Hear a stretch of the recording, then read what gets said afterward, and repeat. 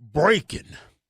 This evening, the County Board of Canvassers in Wayne County, Michigan, that's that liberal shithole that has Detroit now. We've been watching this, what this president is doing to subvert this election. These mail-in ballots that are unsolicited. We've never done this in history. They shut down the election vote on election night, which never happened in history. And only the swing states where President Trump was up, all of a sudden he go down. The first and only case that the Trump campaign has actually won in court. They're currently 1 for 30. To tell you, I spoke to a Trump ally last night who said that he saw as a motive for Donald Trump's refusing to concede and going along with what he thought even Trump would see as some of Rudy's just madness with the hair dye leaking down his face. Trump hates a bad TV performance. And Detroit, man, right? You know what all those disenfranchised black people live at? Overturning the will of the people. That is what the president of the United States is trying to do right in front of our eyes. In what would be a long shot move to change the Michigan electors, we've learned that President Trump has reportedly summoned Michigan Senate Majority Leader Mike Shirkey and House Speaker Lee Chatfield to the White House. And only the swing states where President Trump was up, all of a sudden he go down. And you telling me I'm too dumb to figure that out? Is unprecedented. Oh, it's precedented.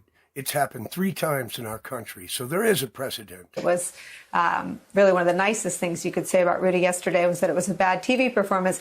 Is a grift, that he is fundraising for his legal defense and that he will face audits and lawsuits and investigations into his businesses and his finances for the rest of his life. Is that accurate, you think? Yes, I'm sure. And like so much else that Trump does, it's actually counterproductive. So, Nicole, you've got both state and federal investigations. And at the federal level, Trump has been protected so far by a get out of jail free card. As a sitting president, the Justice Department has said he can't be indicted. Don't kid yourselves into believing that it's just people that have fallen off of turnip trucks that are believing this. They are people who graduated from Yale Law School. They are people who are CEOs of companies. They are people who are very educated. They don't fit this stereotype that Trump and his campaign want you to believe, that these are all the working man and middle America that don't believe the elites. Well, Good Friday evening, day 1401 of this Trump administration. 61 days remain until the inauguration, 2 months from today, in fact. And it's been 13 days since the race was called for Joe Biden. President this afternoon at the White House. The topic of conversation apparently was election irregularities in that state. And it might not seem like a very big deal. Politicians coming to Washington to talk to the head of their party. It's pretty conventional. It happens a lot. What you didn't know is that it's now a felony.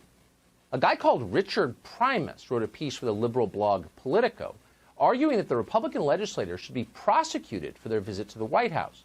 And that's why even though the Mueller report it's found 10 different instances of federal crimes, they said we can't indict a sitting president. But all of that expires in exactly 60 days. So you got a federal investigation, and then you have, as you were saying, the state investigation by Cy Vance. And there again, Trump tried to block that investigation, saying he was a sitting president, lost that unanimously in the Supreme Court. So that's moving forward. So now you've got Trump trying to do all of this ridiculousness around the election, I do think with an idea to try and raise his war chest to defend himself. But it also actually perversely makes it really hard for a future Biden attorney general or for a New York prosecutor to look the other way. Because even if Trump had hoped to avoid criminal prosecution, his post-election behavior basically guarantees it. I mean, you've got a guy who's right now literally committing, if not crimes, pretty darn close, even when he's being forced out the door in terms of conspiring with these Michigan canvassers or these state legislators. It is a federal crime. It's a state crime to try and take someone's right to vote away. And that is what Trump is doing. Literally, just look. Watch your own eyes. That's a meeting today. 7 Republican lawmakers from Michigan. The president invited them to the White House, including the leader of the state Senate and the speaker of the state House. Why did he invite them, bring them, fly them to Washington? Well, in a far-fetched and legally dubious strategy, Trump wants Republican legislature in Michigan to step in and name electors supporting him to the Electoral College. So to give those electoral votes of Michigan to him. But this is MAGA country. Yeah, but I already see the left. They're responding to this tweet. Just like, see, this looks bad because y'all disenfranchising black people all over again. These racist white. No, it's due to fraud. Yeah, it's due to fraud. Ain't this one of the areas where they just stopped counting? We all went to sleep. Yeah, Trump's winning. Yeah. We're going to wake up. They're going to certify the results. Came up, they just found hundreds of thousands of votes. 0 for Trump. The White House for an extraordinary meeting tomorrow. Just hours before the news broke, the Trump campaign dropped its federal lawsuit in Michigan challenging the state's vote tallies. Now it seems that they are headed in a different direction here. Nor has he permitted the government, the people's government, not his government, to allow President-elect Biden and his transition team to begin their work. And behind the scenes as well, frightened to say publicly what they really think, Republican senators and others around the president have been throwing around phrases familiar to any parent of a toddler, asking us all to just give the president, who, after all, is a grown man, a little space to come to grips with his defeat. Of what federal criminal exposure Donald Trump has in the wrong way? So 100% I agree with you. Joe Biden really has always respected the Justice Department. He knows exactly how it operates, and it doesn't operate with the person in the White House telling the Justice Department what to do. So I think what he's going to do is he's going to appoint a great attorney general, and she or he will make that determination. What I am saying is I think it's actually really hard to look the other way, even if you want to. Even if you want to say the country should move on or something, it's hard to give a hardened criminal a pass. Tip of the iceberg, man. There's so much information that's coming about this Dominion software. It's a foreign software. Does that make sense to have a foreign company that has ties with some pretty shady people? Yes. To be counting our votes here in America? Yeah, y'all complain about Russia. There was no evidence of that. None whatsoever. The media ran with that story for 2 years. Russia collusion. Moscow Mitch. All this Russia stuff. Then they investigated for 2 years, spent millions of dollars. Pressure on people who are supposed to certify election results to go a different way than the election actually went from the president. You just have to do your job. And I'm encouraged to hear what the statement from the Michigan leaders that came out of the meeting saying that they have found and seen no evidence that would change the outcome of this election. Is available. But I am working with from the official Wayne County Election Commission website right here these numbers. And I asked everyone last night, I asked you last night, Half Asian Bill, I said, are you noticing anything? When I sent you the document, it was like 100 and something pages. And I didn't realize that I'm the only one, me and Reg, who read like 150-page documents. I mean, I regularly read millions of pages for cases, but the No, point I'm not was, belittling you. No. Let's bring this up here. Here's a statement of the votes report from Wayne County. So I have this. I'm mirroring my screen.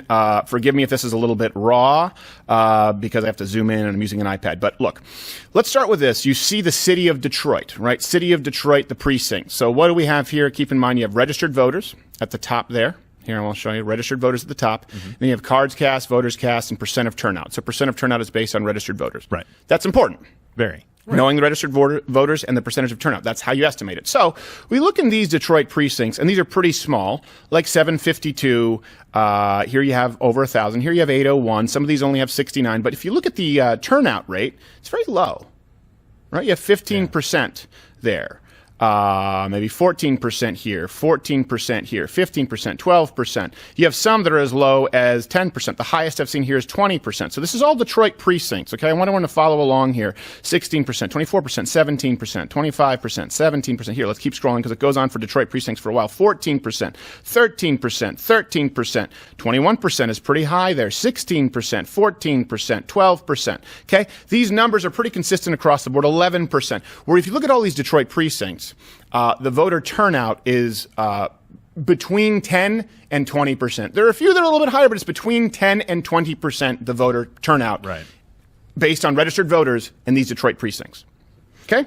So that's pretty low. And you notice here, by the way, the AV, meaning we're talking about the absentee ballots, that some of these weren't counted. So these are the in-day election turnouts, just to be clear. Right.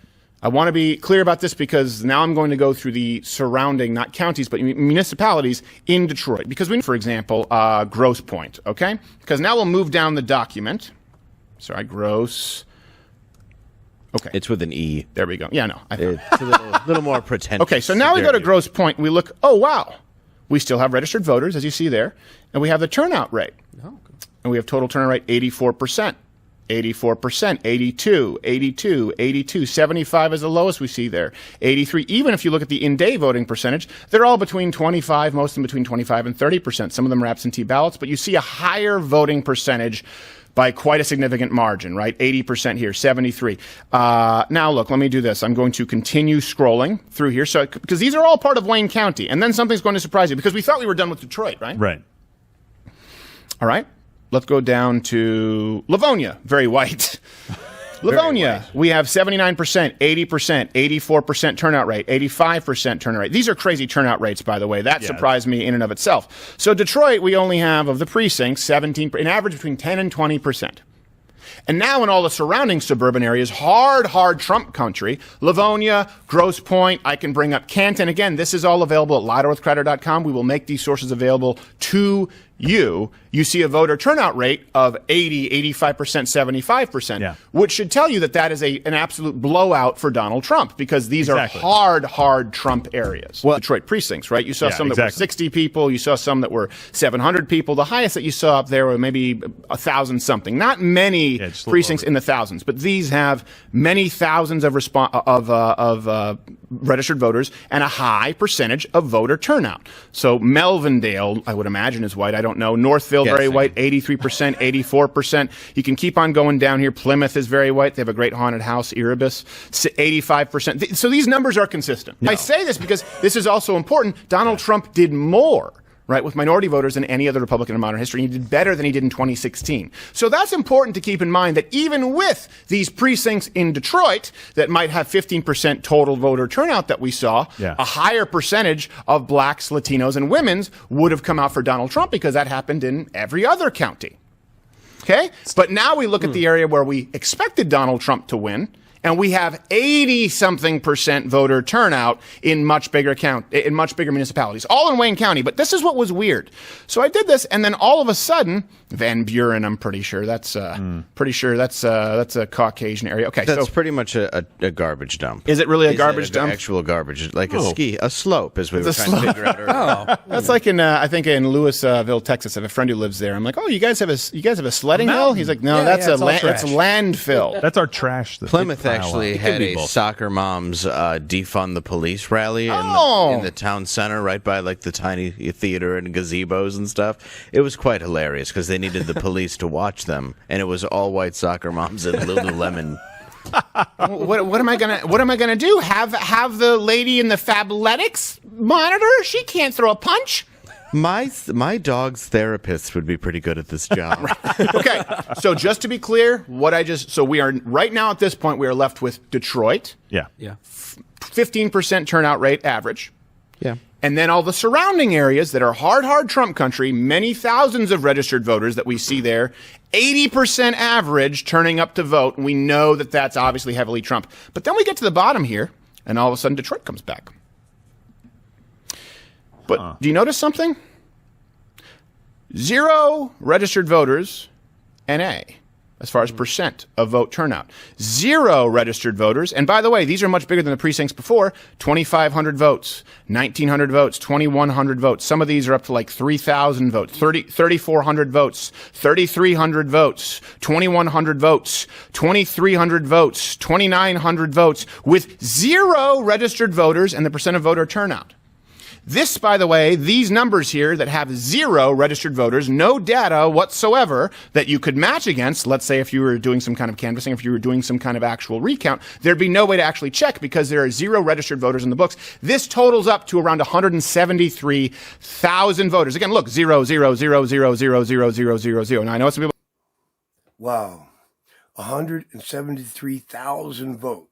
Don't know who they are? It looks like evidence to me. It looks like pretty good evidence that something needs to be investigated. We've made 2 calls to county boards and to people who were handling these elections, and we were not able to get through to anybody. There's no reason for that to be a 0. There is no reasonable explanation for that to be a 0, and we've called twice, and we've been given the runaround, and no one has given an answer. 149,000 votes were dumped into the system at 4:30 in the morning, and only 3% were for Trump. doesn't occur anywhere in nature. No. You could have an election in America's Communist Party, and Donald Trump would get more than 3% of the vote. Right, 150,000 votes on election night, less than 6,000 for Trump. That's about 3% of the votes. And you want to say there are no irregularities? And we have a dump of, I want to make sure I get this number right, 150,000 votes on election night, less than 6,000 for Trump. That's about 3% of the vote. I've never seen media just be this mean towards somebody. What is that about? It's like some sort of mass hypnosis or just hate them. Here's what's happening right now. All the states have to certify.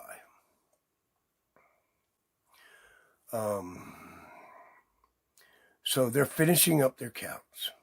The states have to certify by December 8th. And that's a big deal right there. The state will say Trump or Biden, one or the other.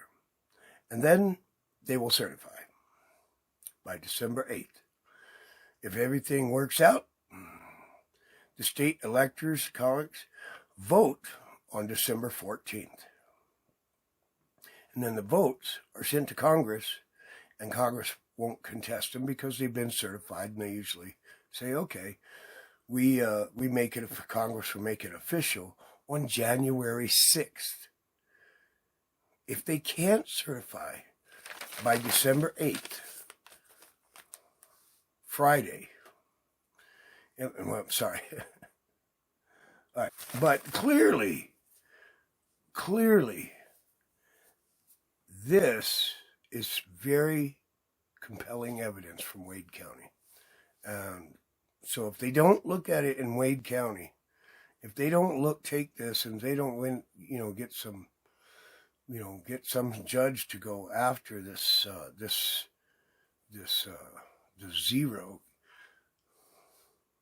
zero count on these and the 0% and all these 173,000. That's significant. How can you have 173,000 people not give their name and the data, all the pertinent data that goes with the vote? You got to see the signature. Anyway, if this thing doesn't go very far and they don't look at the evidence here, then we know we've got, we're just, you just can't trust this system. Can't trust the voting system. At this point, it's like, if we don't fix this voting system, then what's the point of ever voting? What is it? What's the point? You guys are just going to put whoever you want in there. Who knows? I've probably been doing that for 20 years now. So this procedure is in place, and it's going to happen according to the timetable in the judicial system. When the media says there's no evidence, they're lying. When the media says Trump won't leave the White House, he doesn't have to. They're lying. They're trying to make him out to be a criminal right now because they want to prosecute him when this is all over. It's hard to give a hardened criminal a pass. They have found and seen no evidence that would change the outcome of this election. Explanation of why those votes.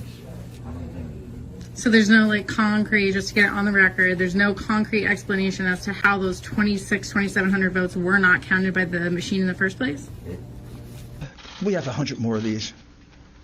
I can't show them to you because those people don't want to be harassed. Most extensive and inclusive voter evidence, I feel like it's coming in through a fire hose. We have put together, I think, the most. Outgoing president remains laser focused not on the pandemic, but on overturning the results of the election. Of things we want to know about in the city. So where are all the police stations? Because it's good to know where the police are. Where are all the key government buildings? Where are all the media outlets?